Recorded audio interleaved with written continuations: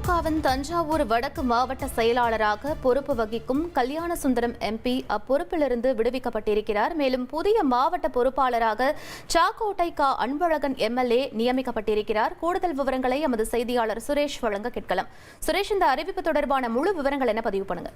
திமுகவின் தஞ்சாவூர் வடக்கு மாவட்ட செயலாளராக பொறுப்பு வகிக்கக்கூடிய ராஜ்யசபா எம்பி கல்யாணசுந்தரம் அந்த பொறுப்பிலிருந்து விடுவிக்கப்பட்டிருக்காரு. புதிய பொறுப்பாளரா கும்பகோணம் சட்டமன்ற உறுப்பினர் சாக்கோட்டை அன்பழகன் நியமிக்கப்பட்டதா திமுக பொதுச் செயலாளர் துரைமுருகன் அறிவிப்பை வெளியிட்டிருக்காரு. திமுகவை பொறுத்த வரைக்கும் 76 மாவட்ட செயலாளர்கள் இருக்கிறாங்க.